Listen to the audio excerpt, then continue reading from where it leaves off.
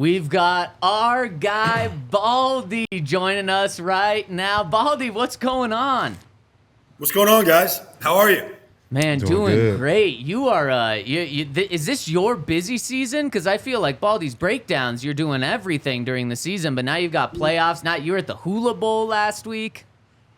Well, I mean, it's that there's no days off, right? I mean, I will Yeah. take time off when the season ends, but right now it's like full speed ahead. Actually started looking at some college kids at the Hula Bowl, now get ready for the Senior Bowl. So it's teams that are out of the playoffs like Denver. What are they going to do to start fortifying the rosters? And so you got to kind of get a head start on that kind of stuff right now. I love it. And Baldy, I want to start there because last time you were on with us, you mentioned how you've known Caleb Williams for a long time. And obviously, he's probably going to go number 1 overall. The Bears probably aren't going to trade that pick. It's probably going to be really, really difficult for the Broncos to get up to get him. But I think Broncos country's a little intrigued by maybe trading everything to go get him. And you mentioned that you know him as a person. I think there's been some questions over the past few months just about Caleb as a person off the football field. Can you just tell us what Caleb is like as a person and what he brings to an organization? He's solid. He's a solid kid, smart kid, really smart. You sit down with him. I mean, I met him before he went to college. He was still in high school in Baltimore or in the Maryland area. And, he was just, he's really conversational. You can talk to him about a lot of things besides football. But I was impressed by just his football acumen. I mean, I was throwing Josh Allen plays up there and Patrick Mahomes plays and coverages that they were attacking and what he would do and how he sees it. I mean, he was all over that. And then just throwing the football actually reminded me of a bigger Russell Wilson, to be honest with you. I mean, if you put him as a high school senior in the combine in Indianapolis, he'd throw it. Back then, he'd throw it as well as anybody that could throw it. Maybe Wow. C.J. Stroud threw it better last year, but he could throw it, spin it. But I just thought he was really solid. You know, he's comes from a good home and he was well educated, and I thought he was really, really sharp kid to sit down and talk to. You know, the Broncos have a lot of questions at quarterback, and then also, with free agents and signings. As a player, I never once thought about the salary cap or what a team was going through. Like, I think money talks, and that's the only thing that mattered, to a player. I wanted to ask your perspective on how the Broncos being over the salary cap is going to affect the talent they're going to be able to bring in here next year. Well, I mean, they're not going to get the top tier free agents. They're just not going to be able to afford them. I mean, let's just say Chris Jones. Let's just say Chris Jones is available. He's going to be on the market for 6 seconds, and he's going to command, Aaron Donald type money. I mean, they're not going to be in that market. So, whether it's offensive linemen, defensive linemen, receivers, like they're just not going to get the top tier guys. And that's okay. Some years you have a lot of money and you spend it, and some years you don't. And you got to be really prudent. And I think the Broncos are at a stage where they got to be really prudent. I mean, if you find players like Jaquan McMillan or Jaleel, McLaughlin or whatever, I mean, sometimes you can overcompensate for the money you don't spend in free agency by finding top-tier free agents that aren't drafted. So you got to do your homework, but it forces you to be really prudent with your money. And that's just where they're at right now. And it's not going to last forever. But they're probably going to have to, really kind of pinch their pennies here this coming season. If the Broncos weren't in salary cap hell, like if they weren't $30 million over the cap, who would you want to see him go get? Like, I know it's like imaginary because like they're kind of stuck, but there's a lot of big names out there. I'm curious who you think the best fit would be. Well, I mean, I would start with Chris Jones. Like, Yeah. I just think he affects the game, period. And he's still a dominant player. I mean, that would be a guy I would be interested in. I haven't really looked at the free agent list out there of guys that are becoming available. But, generally, I'd stay away from receivers in free agency just because I think you can always find – now, the Broncos are struggling with receivers, but, I mean, generally you can find receivers and you can develop receivers. We find them, Puka Nacua in the 5th round, and, you just go through the list of guys. You don't have to spend crazy money. It's the last position I would fill in free agency or in building my team, just because I think there's so many other more important spots to make yourself competitive than finding receivers. So then, Baldy, going off of that, would you say that you would team build from the inside out, or is it not as simple as that? No, I mean, I would always build from the inside out. I'd build my trenches. I mean, last year they spent money on McGlinchey and Powers. For the most part, I think they did pretty well. But I would always try to fortify my defensive line and my offensive line.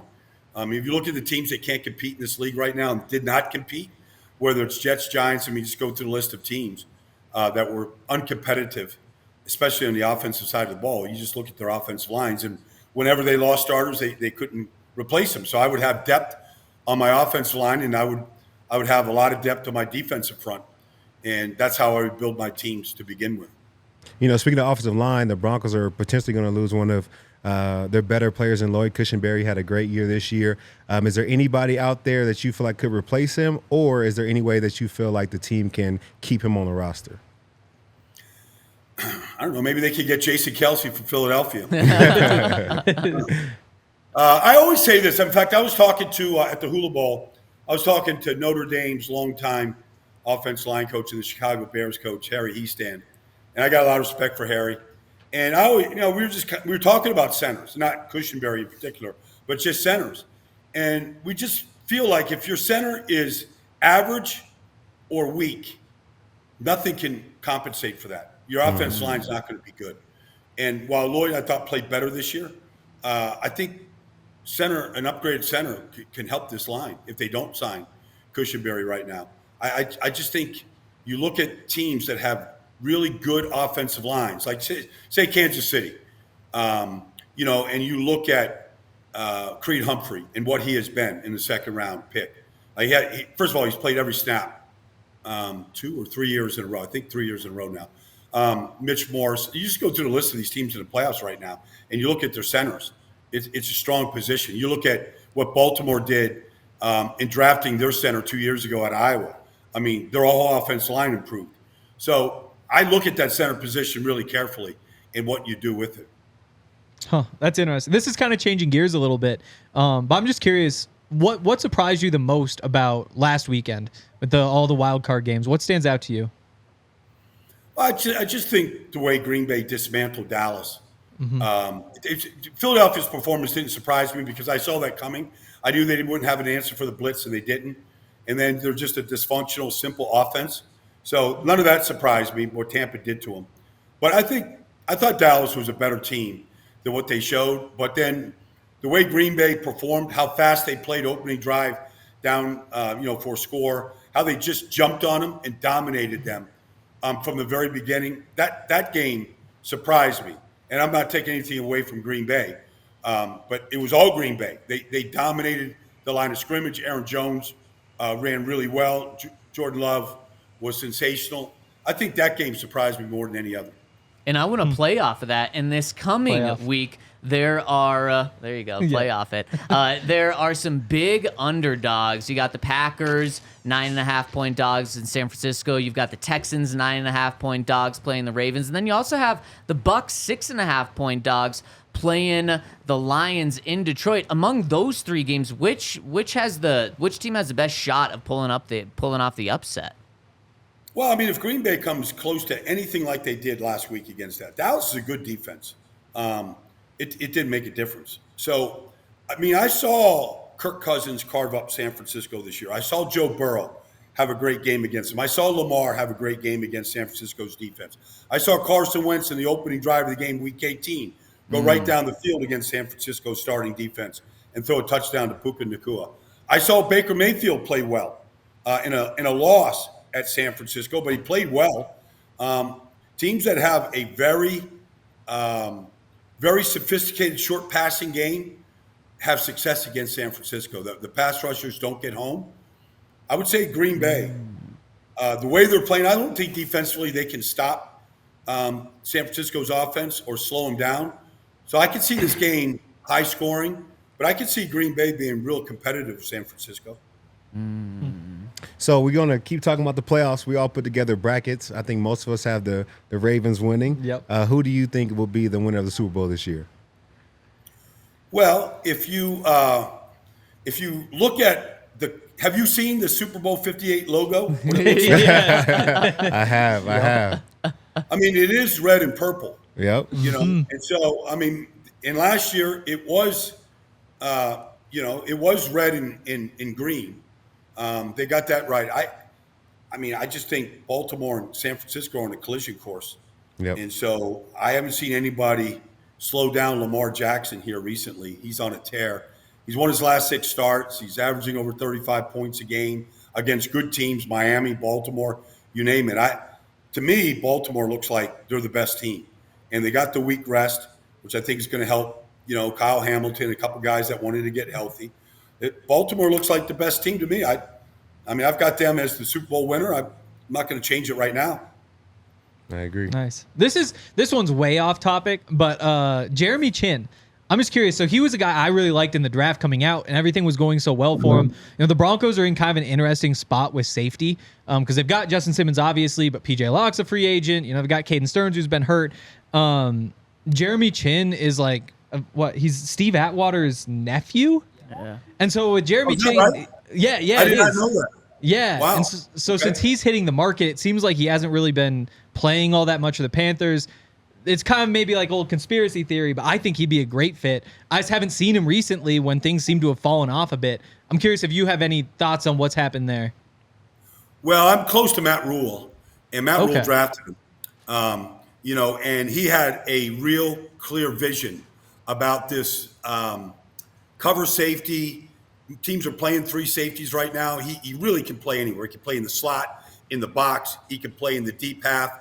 He can play the center. He really can play anywhere. But I think the closer he gets to the line of scrimmage, you're talking about a guy that's going to put up 100 tackles in that defense in Denver. I love Jeremy Chin. He's a big guy. I got to know him, met him a couple times, but I remember we did a thing at the NFL Network. I don't know if it was last offseason or the year before, but we did a breakdown with him. He was awesome. I'm a big Jeremy Chin fan, and I believe his best football is still in front of him. He's just been in a horrible organization and kind of hidden. And sometimes you got to rob bad organizations of great players. And if somebody pries Jeremy Chin out of Carolina, they're going to get a good football player. And Baldy, my final one for you, Bill Belichick. Where does he end up? Where do you think he does end up, and where do you think would be best for him? Well, I mean, I know he's interviewed in Atlanta, but I don't know if that's a good fit. I don't know what they're going to do in Philadelphia. I hear things coming out of Philadelphia that this whole thing could get blown up. I don't know that it is. I'm not trying to report anything, but I think Jeffrey Lurie would be, Mr. Lurie, the owner of the Eagles, would be very intrigued by Belichick. He's from New England. He hired Chip Kelly, who was really close to Bill Belichick. They always scrimmaged each other each year when Chip was in Philadelphia, up in New England, back in Philadelphia in the summer. They played each other in preseason. I think Jeffrey Lurie would be very intrigued by Bill Belichick and the roster and how he would work with Howie Roseman, the general manager. I think there'd be respect from Bill about how Howie goes about his business, whether it's operating the cap or making trades or things like that. Howie's very shrewd. He's very good at that. That would be, at this stage in Bill's career, that would be, I think, something he would really covet. So I can see that, but I don't know why anybody wouldn't be interested in Bill Belichick. If just for, say he coaches 2 more years, like just to get his methods and to get his mind in your facility to see how he operates and how he game plans and how he values positions and how he sees the game. I think he'd be valuable in a lot of places, but I could see that working out in Philadelphia if things don't work out with Nick Sirianni.